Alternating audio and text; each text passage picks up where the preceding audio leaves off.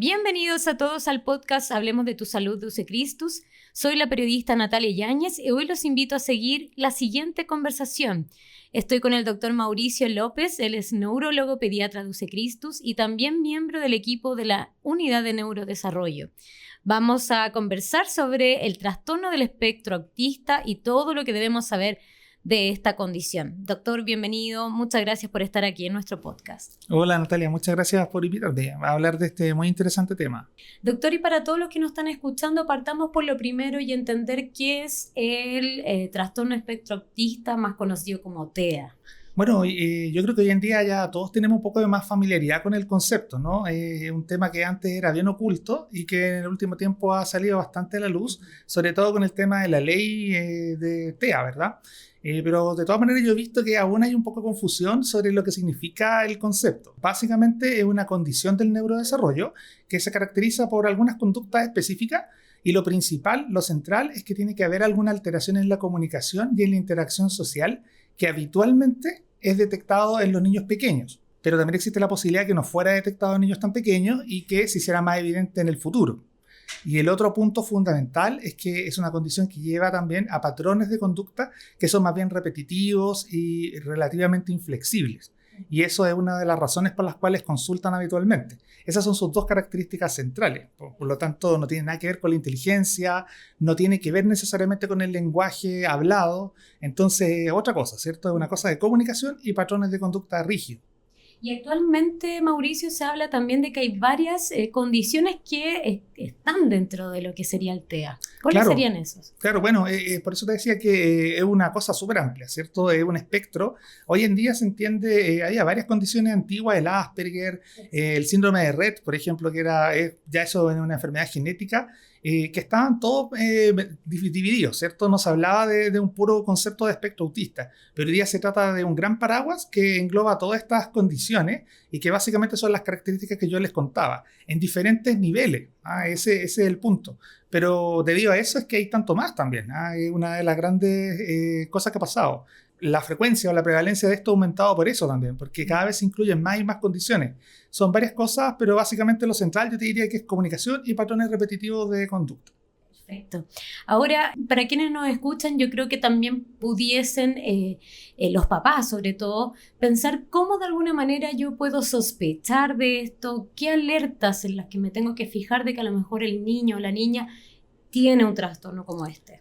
Bueno, eso es la clave. Ahora podemos hacer el diagnóstico más temprano porque realmente la gente sabe más y además tenemos más protocolarizado cómo hacemos el seguimiento. Entonces hay dos cosas ahí. Una cosa es que en los consultorios y en las atenciones primarias y en pediatría se está haciendo screening, ¿cierto? Un tamizaje, que es una cuestión activa, que uno directamente a todos los pacientes, a todos los niños de 18 meses y de 24 meses se les hace un test, ¿cierto? Que es el MCHAT, que lo validaron, entre paréntesis, acá investigadores de la universidad. Y eso es lo primero que se hace, ¿cierto? Entonces, aunque uno no tuviera una sospecha, siempre se hace la pregunta en esas dos edades. Y el otro punto es que los papás están en conocimiento hoy en día de dificultades de la comunicación. Es decir, pueden ver o un retraso en la adquisición de las palabras, ¿verdad? También podría ser algunas alteraciones en la marcha, algunas alteraciones en otras áreas del desarrollo. Lo principal es que a uno le da la impresión como papá de que el niño o niña no tiene una conexión tan fluida con los conocidos. Esa es la principal sospecha, diría yo. Sienten que no conectan tanto con ellos, ¿verdad? Eso ellos te lo describen de manera muy clara. Y lo otro que también uno puede ver son estos patrones de conducta, ¿cierto? Que también a los papás les llama harto la atención de que sean tan repetitivos o que aparezcan algunos elementos sensoriales también, ¿verdad? Dentro de los elementos sensoriales, por ejemplo, el tema auditivo, que es como el clásico, pero también el más frecuente, que es el tema de la dificultad alimentaria, ¿verdad? Esta selectividad por alimentos que a los papás les llama harto la atención. Todo esto no hay que confundir, que esto no estoy queriendo decir que todos los niños que tengan estas características están dentro del espectro, pero son algunos de los síntomas o características que a nosotros nos hacen sospechar un poco más. Entonces, hay ciertos exámenes que tú nos estabas nombrando. ¿Cómo llegamos, cierto, a decir, sabe que su hijo tiene este TEA, digamos, este trastorno? Sí, bueno, hoy en día el diagnóstico del espectro autista en todo el mundo, ¿cierto? Está súper claro que se realiza a través de la clínica, ¿ya? Es un diagnóstico clínico que lo que requiere es una evaluación multidisciplinaria seriada. Eso es lo más importante, ¿ya? O sea, uno no llega al diagnóstico viéndolo una pura vez y diciendo, este niño tiene TEA, eso no es lo correcto, ¿no? Uno se tiene que basar en otros instrumentos probablemente o en otras evaluaciones previas para poder decir esto, y en el seguimiento neurológico, en el seguimiento por los terapeutas también. Y como tú decías, hay varios instrumentos que nos pueden ayudar a llegar al diagnóstico, más que llegar al diagnóstico, que nos dan más características, más síntomas, ¿verdad? Son instrumentos complementarios. Esto es lo mismo que, bueno, si uno está con una amigdalitis, el diagnóstico sigue siendo clínico, ¿verdad? Claro. A lo mejor quizá uno va a pedir un examen de laboratorio para poder especificar algún detalle de esto. Esto es lo mismo, esto sigue siendo clínico. Sobre todo por el A22, que es el instrumento tan conocido, que se está ocupando mucho y que yo creo que es un buen instrumento en las manos adecuadas, ¿cierto? Con la interpretación correcta. Y hay que tener cuidado porque ese no es un instrumento que se le tenga que hacer a todos los niños porque sí. Es una cuestión súper de criterio, porque hay que tener cuidado al examen. No hay ningún examen que por sí solo te diga que tiene autismo una persona. Entonces la evaluación clínica sería, eso te diría yo, que lo veamos varios profesionales, expertos en desarrollo, varias veces. Eso es lo ideal. Ahora bien, tenemos el diagnóstico, ¿cierto? Ya están informados los padres. ¿Cuáles son los pasos a seguir? ¿Qué les podemos recomendar a ustedes? ¿Qué les dicen a ellos? Bueno, como un aspecto tan grande, las indicaciones no son universales, ¿verdad? Ese es otro punto fundamental. Acá todo es individualizado. En realidad uno se tiene que enfocar en las necesidades que tengan los niños y sus familias en un momento específico y desde ahí partir trabajando, ¿verdad? Habitualmente son múltiples necesidades, entonces uno tiene que partir por lo que parece más prioritario, urgente. Sin embargo, en general, cuando son niños pequeños, nosotros lo que tratamos de hacer es fortalecer elementos del neurodesarrollo, es decir, darle más herramientas. Que este niño o niña tenga más herramientas para poder avanzar de mejor manera en su neurodesarrollo y tener menos problemas en la conducta. Especialmente fonoaudiología, ¿cierto? El lenguaje. Porque si bien yo les decía que no es necesariamente el habla, pero sí la comunicación. Entonces, con esto vamos a fortalecer la comunicación. Y terapia ocupacional es la otra pata de esta mesa. Es una mesa de dos patas principales, pero en realidad son varios profesionales, ¿cierto? Terapia ocupacional muy central, sobre todo en el manejo de los patrones de conducta repetitivos, en la dificultad de integración sensorial, en algunas dificultades de patrones motores también. Entonces, son las dos grandes claves, ¿cierto? El seguimiento por terapia ocupacional y fonoaudiología con experiencia en neurodesarrollo. Y del punto de vista médico, en general, los neurólogos somos los que nos encargamos del seguimiento, idealmente neurólogos con experiencia en neurodesarrollo, porque esto no es fácil tampoco, y hay que estar siguiendo ciertas comorbilidades o coocurrencias que podrían ocurrir, epilepsia, algunas cosas que pueden ser un poco más frecuentes, no son en todos los niños, pero hay que estar ojo, en el fondo requiere un seguimiento, ¿verdad? No es una cosa que uno diga, nos vemos en un año, no es así, tiene un seguimiento por lo menos trimestral. Ahí, Mauricio, yo me pongo como en el lugar de los papás, ¿cierto? Como verse enfrentado a esto, me imagino también que esa niño tiene hermanitos, ¿cierto?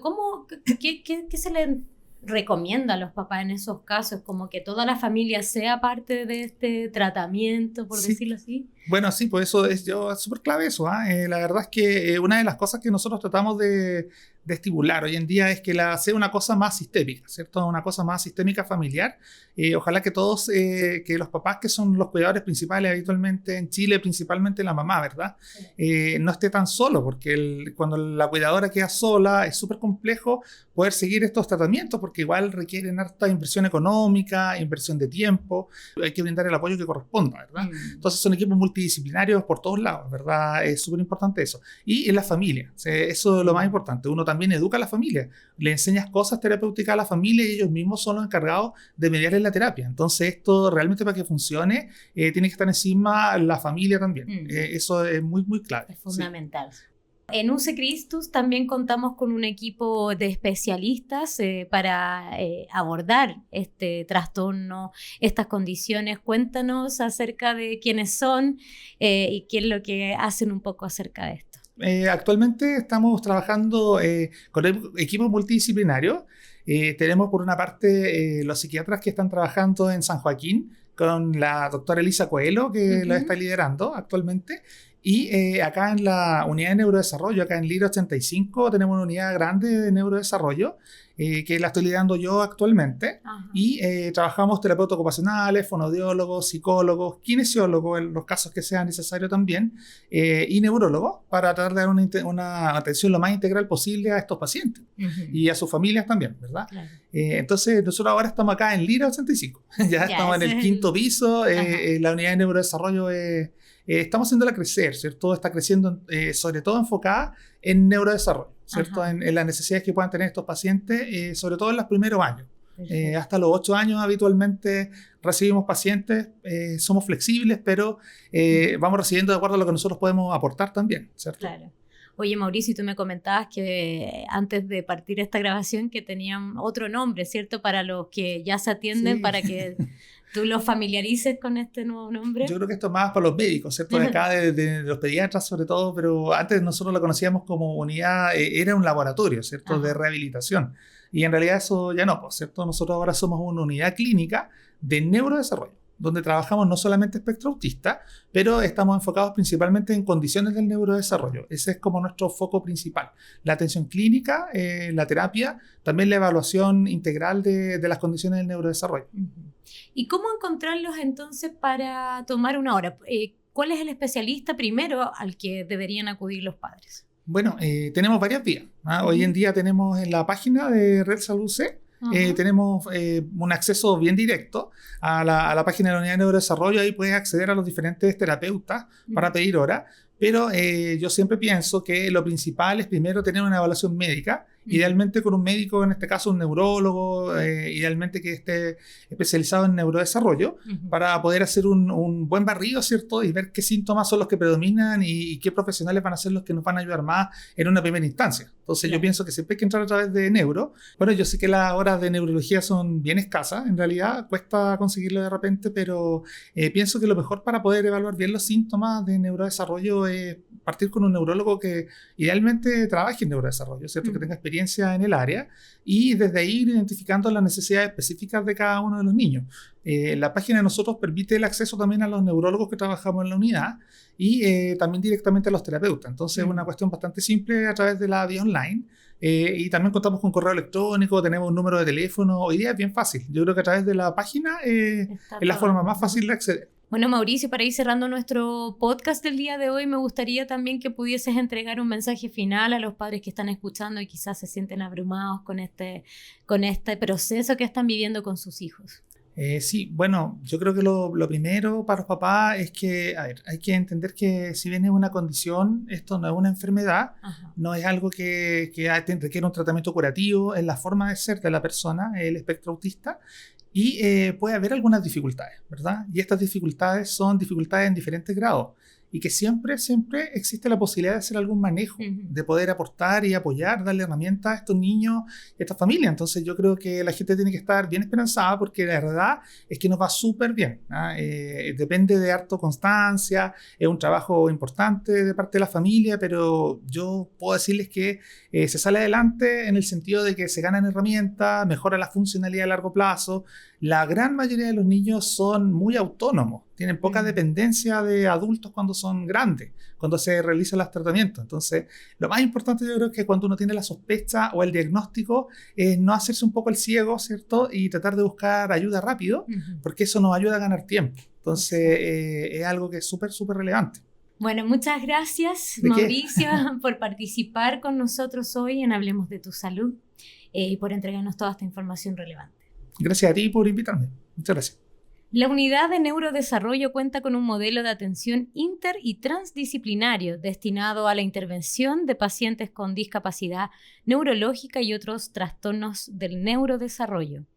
Esto fue Hablemos de tu Salud, el podcast de UC Christus. Prontamente nos escuchamos en un nuevo episodio.